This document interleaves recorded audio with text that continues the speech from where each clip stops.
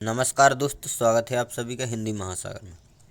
आज हम पढ़ने वाले हैं ग्राम श्री कविता को। ग्राम श्री यह कविता मध्य प्रदेश वर्ग 2 चयन परीक्षा के सिलेबस में लगी हुई है और इसके कवि है सुमित्रानंदन पंत। तो कविता को पढ़ने से पहले सुमित्रानंदन पंत के बारे में पढ़ लेते हैं।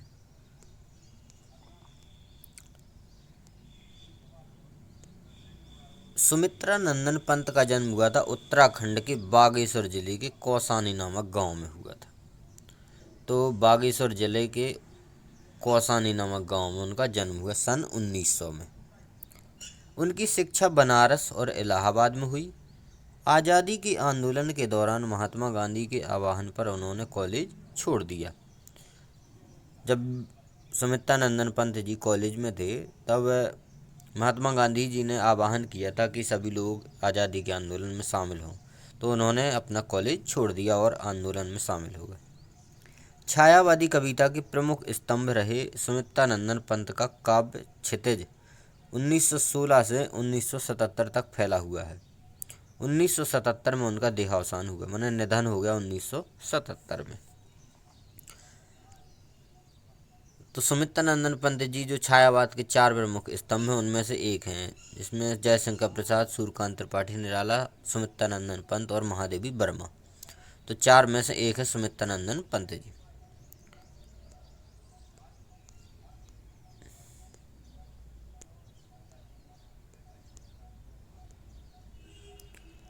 वे अपनी जीवन दृष्टि के विभिन्न चरणों में छायावाद, प्रगतिवाद, अरविंद दर्शन से प्रभावित हुए।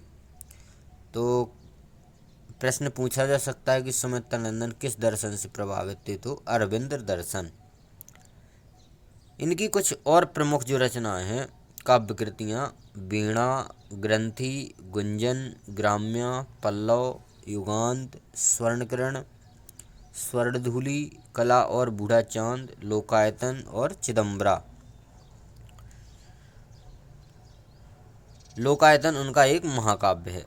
एक बार और इनकी रचना को देखते हैं। वीणा, ग्रंथि, गुंजन, ग्राम्य, पल्लव, युगांत, स्वर्णकिरण, स्वर्णधूलि, कला और बूढ़ा चांद, लोकायतन और चिदम्बरा। यह उनकी प्रमुख काव्य कृतियाँ हैं, इनको ध्यान से पढ़ लीजिए। उन्हें साहित्य अकादमी पुरस्कार दिया गया और भारतीय ज्ञानपीठ पुरस्कार एवं सोवियत लैंड नेहरू पुरस्कार भी से सम्मानित भी किया गया है। तो साहित्य का जो सबसे बड़ा पुरस्कार है भारतीय ज्ञानपीठ पुरस्कार, वह भी सुमित्रानंदन पंत को मिला। साहित्य अकादमी पुरस्कार जो है वह भी उनको मिला है और सोवियत लैंड नेहरू पुरस्कार यह भी सुमित्रानंदन पंत को दिया गया है। तो उनको 3 पुरस्कार मिले।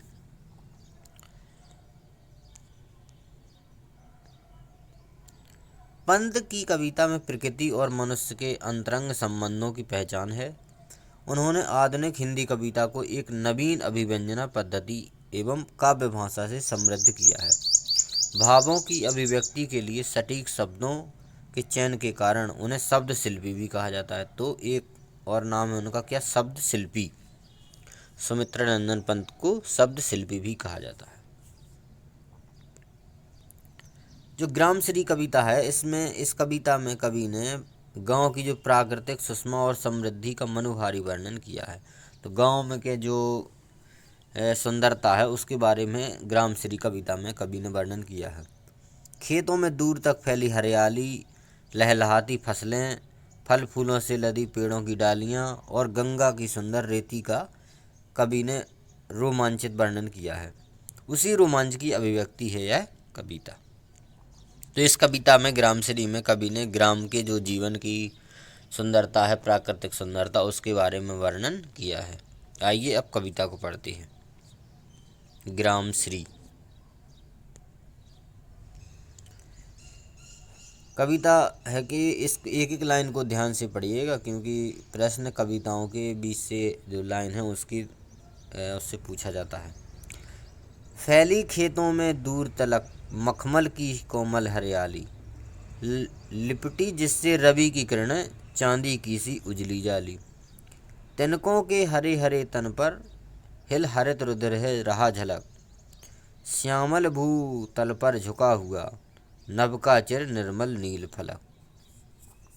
तो कवि कह रहा है जो खेत हैं उनमें दूर दूर तक कैसी मखमल की हरियाली फैली हुई है। मखमल माने होता है जो कोमल जो कपड़ा होता है उसको मखमल कहते हैं। तो हरियाली कैसी है, मखमल के समान जो हरियाली है वह दूर तक फैली हुई है। अब इसमें इसी से पूछा जा सकता है तुलना करके कि किस प्रकार की कोमल हरियाली कवि ने कहा है कि फैली हुई है, तो कौन सी, मखमल की सी कोमल हरियाली। लिपटी जिससे रवि की किरण चांदी की सी उजली जाली। आगे कवि कह रहा है कि जो कोमल हरियाली फैली हुई उसमें जो सूर्य है, रवि माने सूर्य की जो किरणें हैं वह उसमें से उस हरियाली में लिपटी हुई हैं। और जब वो सूर्य की किरणें जाकर उस हरियाली में मिलती हैं तो ऐसा लगता है जैसे चांदी की उजली जाली हो।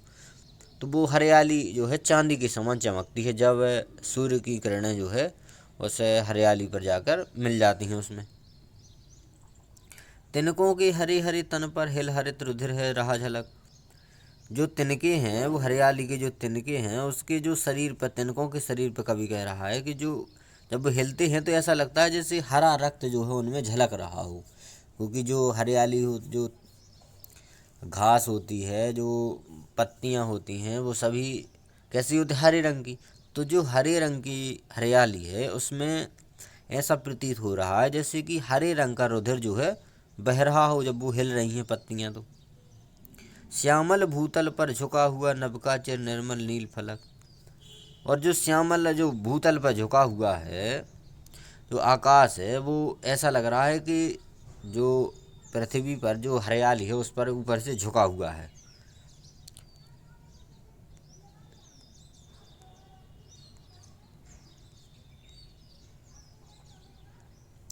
रोमांचित सी लगती वसुधा आई जो गेहूं में बाली।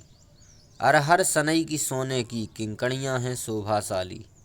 उड़ती भीनी तेलाक्त गंध फूली सरसों पीली पीली। लो हरित धरा से झांक रही नीलम की कलिती सी नीली। आगे कवि कह रहा है कि वसुधा, वसुधा माने धरती, धरती कैसी लग रही है, रोमांचित सी लग रही है धरती। क्यों लग रही है, क्योंकि गेहूं में जो है बालियां आ चुकी हैं। जब गेहूं में बाली आ गई तो धरती माने पृथ्वी जो है रोमांचित हो गई है। अरहर सनई की सोने की, अरहर जो एक फसल होती है, सनई होती है एक फसल। जो सनई है, सनई के जो जो उसके पौधे की जो छाल निकाली जाती है उससे रस्सियाँ बनाई जाती हैं। तो ये अरहर और सनई की कैसी लग रही, सोने की किंकड़ियाँ हैं शोभाशाली। उड़ती भीनी तेलाक्त गंध फूली सरसों पीली पीली। जो सरसों है वो कैसी हुई है, फूली हुई है। तो जो सरसों का फूल होता है वो पीले रंग का होता है। तो उस फूली हुई सरसों से कैसी गंध आ रही है, तेलाक्त माने तेल से युक्त। जो तेल से युक्त गंध है वह सरसों की चारों ओर उड़ती उड़ती आ रही है। लो हरित धरा से झांक रही नीलम की कलसीती सी नीली।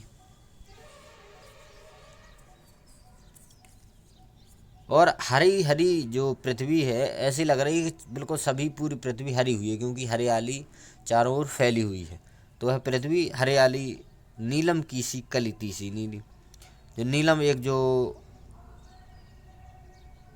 रतन होता है उसके समान कैसी लग रही है, नीली नीली सी लग रही है।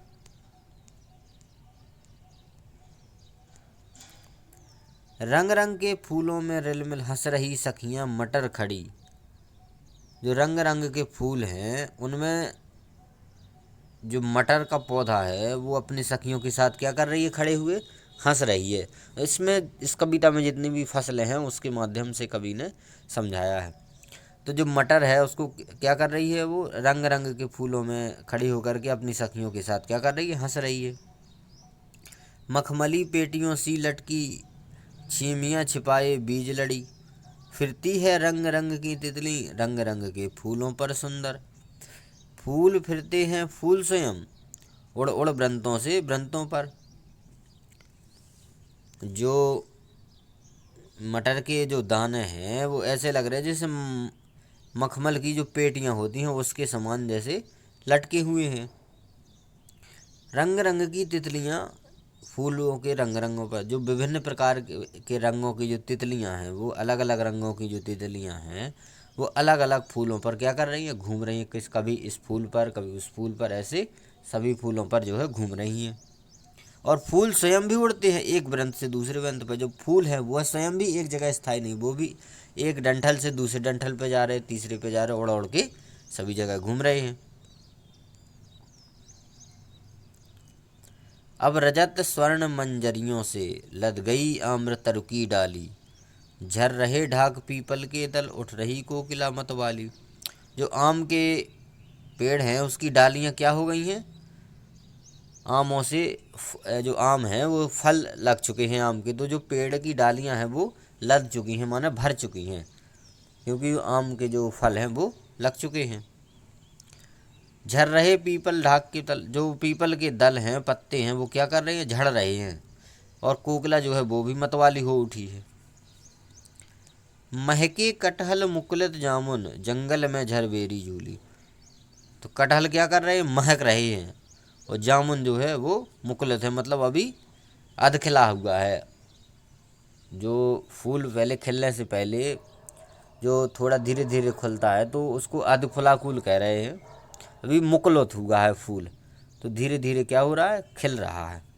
तो कटहल महक रहे हैं, जामुन अभी मुकुलित है माने खिल रहा है। जंगल में झरबेरी, जो बेर हैं वो जो बेर का फल है वो भी पेड़ पर आ चुका है। जब पेड़ पर बेरी के जो पेड़ पर फल आ जाते हैं तो वो उसकी शाखा क्या हो जाती हैं, झुक जाती हैं। तो जंगल में क्या हो गई, झरबेरी भी झुक गई हैं।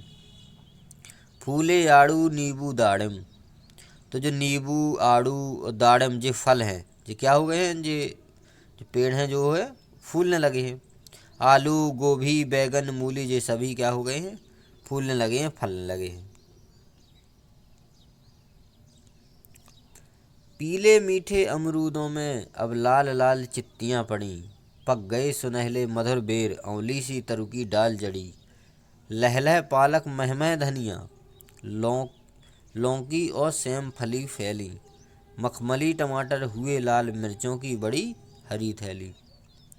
जो अमरूद हैं वो भी क्या हो गए हैं, पीले हो चुके हैं, माने अब पक चुके हैं, और उन पर लाल लाल जो चित्तियाँ हैं, जो उस पर लाल लाल जो धारियाँ हैं वो पड़ चुकी हैं, लाल लाल धारियाँ पड़ चुकी हैं अमरूद पे, माने वो पक चुका है। और जो बेर हैं वो भी पक गए हैं, और कैसे हो रहे हैं, सुनहरे रंग के हो गए हैं। जब बेर पक जाता है तो सुनहरे रंग का हो जाता है। आंवलू से तरी, जो आंवले का पेड़ है वह भी फर चुका है, तो उसमें भी जो आंवले की जो पेड़ की डालियां हैं उस पर भी आंवले के फल लग चुके हैं। लहलह पालक में धनिया, और पालक जो है सब्जी और जो धनिया है ये भी लहलहा रही हैं। लौकी और सेम फली फूली, जो लौकी होती है और सेम होते हैं इसकी जो बोला होते हैं जिसमें जे लौकी के और सेम के फल लगते हैं, यह भी क्या हो गए हैं, बोला लंबे दूर तक फैल चुके हैं, क्योंकि यह पतले पतले बोला टाइप के ही होते हैं, तो ये फैल चुके हैं और इस पर भी फल लगना शुरू हो चुके हैं। मखमली टमाटर हुए लाल, मिर्चों की हरी बड़ी हरी थैली, जो टमाटर हैं वो कैसे हो गए, मखमली लाल हो चुके हैं, और मिर्चों की भी हरी हरी मिर्चों की भी थैलियाँ जो है भर गई हैं।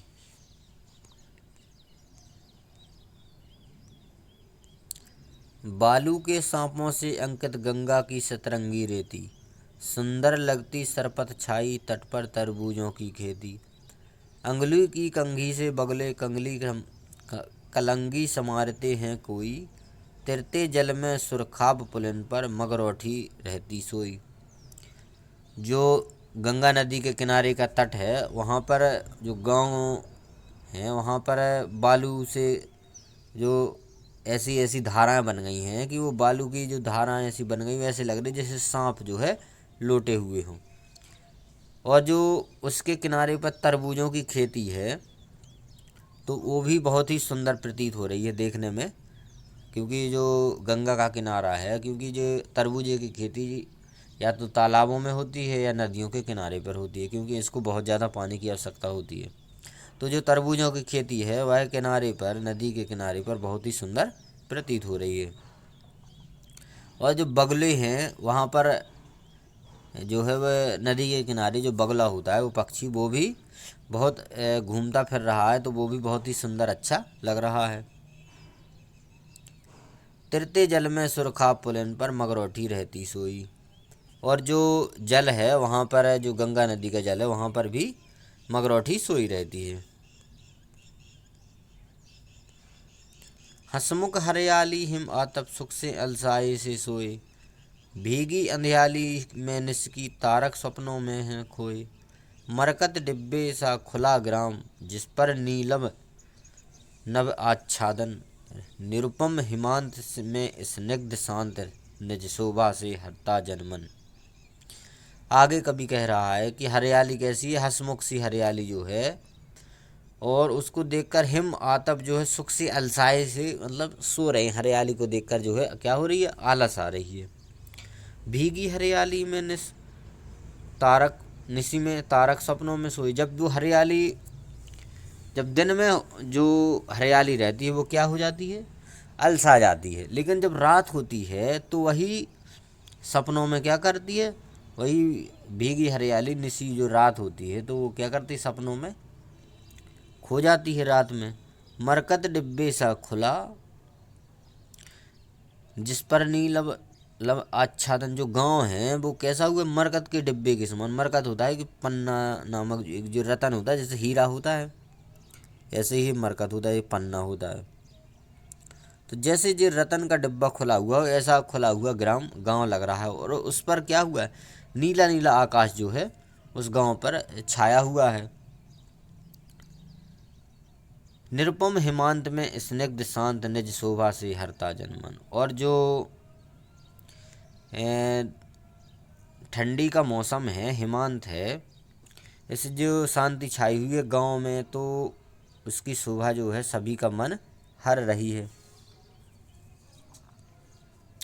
जो हिमातप मन जो होता है, मन जो सर्दी की जो धूप है वह सभी की क्या कर रही है, शोभा मन की, उसकी शोभा सभी के मन को क्या कर रही है, हर रही है, उन्हें आकर्षित कर रही है। और ये कविता यहीं पर समाप्त हो जाती है। तो इस कविता के माध्यम से कवि ने जो गांव की सुंदरता है, फसलों की जो सुंदरता है उसके बारे में बताया है। तो वीडियो पसंद आया है तो लाइक करें, कमेंट करें, और चैनल पर नए हैं तो सब्सक्राइब जरूर करें। धन्यवाद।